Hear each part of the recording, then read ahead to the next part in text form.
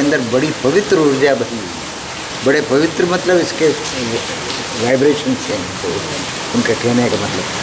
तो उन्होंने प्रणाम किया, वह उन्होंने कहा ठीक है भैया, अब ये इन्होंने कहा तो ठीक ही जो, और ऐसा करके वो फिर आगे बढ़े। फिर थोड़े बहुत दूर आगे बढ़ने के बाद फिर क्या हुआ कि एक जगह फिर रुके वो, और फिर नंदी पर से उतरे, फिर प्रणाम किया। तो उन्होंने, पार्वती जी ने कहा कि ये आप फिर क्या है? पार्वती जी बड़े आश्चर्य में कि ये क्या कर रहे हैं? तो क्या आप फिर क्या है? तो कि ये वो ज़मीन है कि जहाँ पर हजारों वर्ष बाद संत होने वाले, उसके लिए तो ये बड़ी पवित्र ज़मीन है, यहाँ पर हजारों वर्ष बाद महान पुरुष का जन्म होने वाला है, देवता पुरुष का, अवतारी पुरुष का जन्म होने वाला, ऐसी नहीं।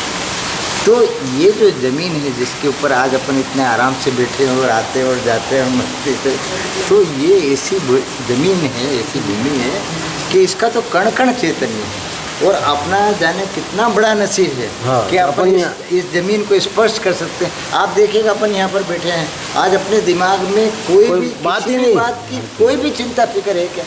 कुछ नहीं, न माता न पिता न भाई न बहन, न कमाई न कुछ, न खाना, अवेयर नहीं यार, कहीं नहीं, अवेयरनेस नहीं, समाधि की स्थिति। एक बात देखो, बाप जी जंत्राल से भरूच क्यों गए बताओ मेरे को? ये बाप जी की रचा हुआ किस्सा है। हाँ, वो तो रचा हुआ। वो बाप जी ने जो दीवार रोकना में रास्ता ने, वो बाप जी ने खुद नहीं रचा वो।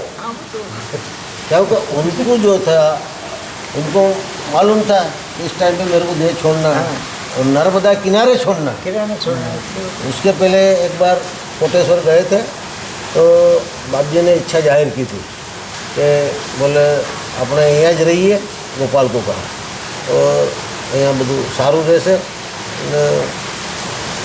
पिताजी बोले कि बाप जी यहाँ अपन सब कमरे वगैरह बना देंगे और रहने करने की व्यवस्था आपकी अच्छी हो जाएगी।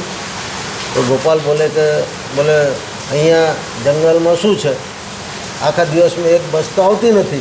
તો બાપજી બોલે કે એક બસ નહીં, બોલે 10 બસ यहाँ रोज आएगी, बोले रोज आएगी और रोज जाएगी।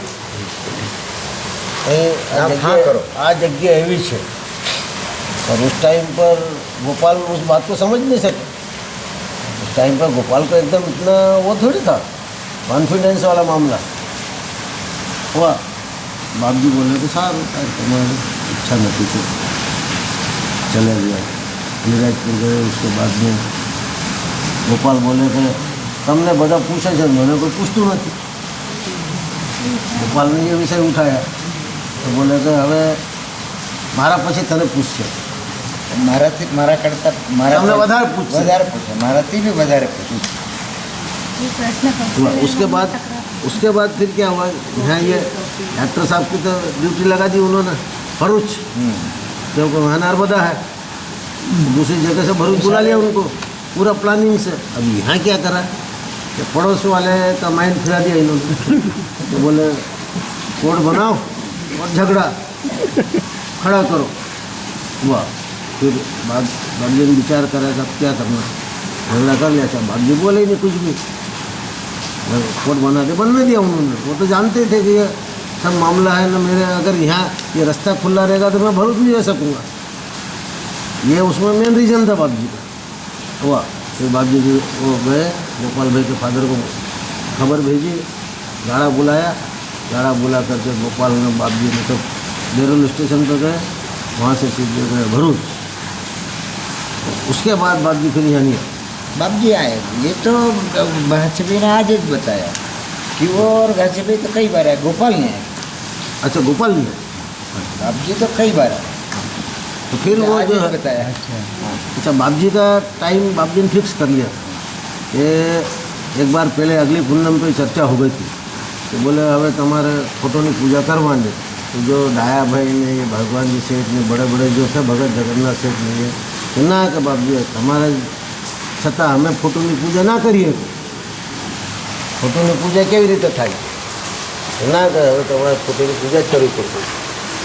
उसी दिन की बात, उसी दिन गांधी सेठ जा रहे थे सामान लेने के लिए। हाँ, तो बाप जी आप स्नान कर लो तो हम पूजा कर लेंगे। तो गांधी सेठ को उन्होंने कहा था कहा भाई તમે ફોટાની પૂજા કરો ફોટાની પૂજા કરો तो શું વાંધો છે हाँ नहीं, एक बार पहले इस विषय में चर्चा हो गई थी, इसके अगले पूनम में एक बार चर्चा हो गई थी। हुआ वैसे ही फिर बाप जी ने तो जैसे 14 के रोज सुबह उठे और चाय पानी वगैरह किया और बाथरूम में जैसे ही गए जैसे जा करके समाधि ले ली उन्होंने, बस। फिर आधा पौन घंटा हुआ, नहीं खोली दरवाजे, गुलाबा आए में सब आए धरे, डॉक्टर साहब आए करे सब, तो बस वो तो अनकॉन्शियस यहाँ चला लिया ब्रह्मांड में। फिर चला करा तो दूसरे रोज शाम को जो भगत पूनम करने वाले थे उनको भी भोजन करवा दिया, पूजन करवाया, पूजा जब चंद्र दर्शन हो गया, सब हो गया।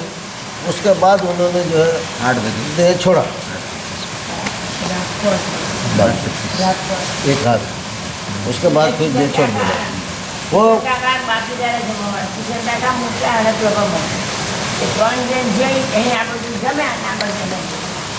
वो बाप जी का फिक्स था, प्लानिंग ही था, और उस हिसाब से और यहाँ ही देह छोड़ना और यहाँ नर्मदा में ही छोड़ना, ये खास प्लानिंग। इस संबंध में मेरा ये निवेदन है कि ऐसा कोई प्लानिंग में आपकी बात जो है ये मैं काट नहीं रहा, हाँ नहीं, और मैं आप जो कह रहे हो वो सही है बिल्कुल सही, लेकिन इस संबंध में मेरा निवेदन ये है कि ऐसा कोई प्लानिंग महापुरुष करता है क्या, यस, वो सारा ऑटोमेटिक होता है। हाँ ऑटोमेटिक हो गया वो सारा, परंतु वो बाप जी के वचन અહીંયા તો બધું ऑटोमेटिक થાય છે, वो तो बाप जी के वचन की वो तो वर्तमान में रहते हैं हमेशा, हाँ वर्तमान में रहते हैं, हमेशा वर्तमान में रहते हैं, वो वर्तमान में क्या है कि वो ये नहीं प्रकृति उनकी सेवा में हाजिर रहती है, वो बराबर। जो उनको चाहिए, जो उनका संकल्प जो उनकी तो उसके हिसाब से सब क्या- सेटिंग हो जाती जो प्लानिंग जरूरी वो सारी सब करके सेटिंग हो रख- जाता है। सारी करके रख- ऑटोमेटिक ही हो जाता है। सारी करके उनको नहीं कुछ हाँ नहीं नहीं नहीं कभी नहीं, महापुरुष कभी भाई- सोचता नहीं।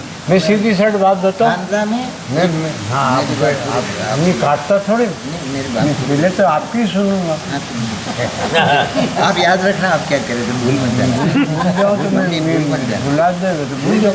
वो इस क्योंकि इस जो बात चल रही है उसके तारतम्य बाद- जो है। तारतम्य में है। फिर आप बोलिए कि शांति भाई क्या कर रहे हैं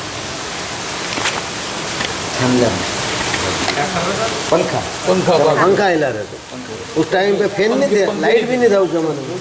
वो और पूछा कि भाई तुम बाकी हवा बराबर आवे છે હવા બરાબર આવે તો કે મેં એવું વિચાર કરું તો પછી તમારામાં ને મારામાં શું ફરક क्या बात इसलिए मतलब वो ये ना ये जो बात है ना कि ऐसा प्लानिंग किया ये सब होता वही है, वो उनका जो संकल्प है उसके ये ना सारी दुनिया ऑटोमेटिक ही चलता रहता है। पुथल कर देती प्रकृति जो भी उसको करना होता है, पर वो ऐसा कोई संकल्प विकल्प उनका संकल्प भले नहीं भी हो, पर ये मतलब है। उनका जो है हाँ होता ही नहीं। अब ऐसा अब देखो इस संबंध में एक बात है, एक पात्र तो यहीं बैठा हुआ है जिनका नाम है इंदुबेन। हाँ उनका ही नंबर एक पात्र ऐसा है कि जो इस घटना के साक्षी हैं। प्रद्युम्न उस समय पंतनगर में नौकरी करता था, यहाँ आया हुआ था, वो ये ऐसा ठिकरा विकरा सब लाया था ये माइक वाइक पर। ठिकरा में कौन आया वो? हाँ तो वो लाए हुए थे माइक लाए हुए माइक वाइक थे। लाए। माइक है। गोपाल की बात मतलब ठीक है, उनके भाव रहे होंगे, तो वो तो माइक तो कहीं चला गया, पड़ा हो गया। पूछा झाबुआ से आया, तो उसके पहले एक बार झाबुआ से आ चुके थे। उस समय मंदिर बन रहा था, तो उन्होंने कहा होगा बन रहा था, कहाँ वो था। फिर जब दूसरी बार आए तो मंदिर बन चुका था, तो इन्होंने मंदिर की बात करी, तो इन्होंने कहा मंदिर बनी, फिर मंदिर बनी जैसे उसमें ही नहीं कि मंदिर कि मंदिर नाम की वो चीज़ होती है, इतना वो होता है, फ्री इतना मतलब वो होता है। मंदिर बनेगी एम तो कितना है गजब ऑटोमेटिक होता है। ऑटोमेटिक, वो तो खैर वो ऑटोमेटिक वाली बात भी बराबर नहीं है। वो कोई है ना नहीं, हाँ अपन वो समझने के लिए समझने वाली बात है, मतलब ये ना अपन महापुरुष कितना वर्तमान में जीता है, वो कितना तो वर्तमान। हाईएस्ट लेवल रूटीन वर्क वो जो मतलब जहाँ जो भी उनके वहाँ जो भी बात करेगा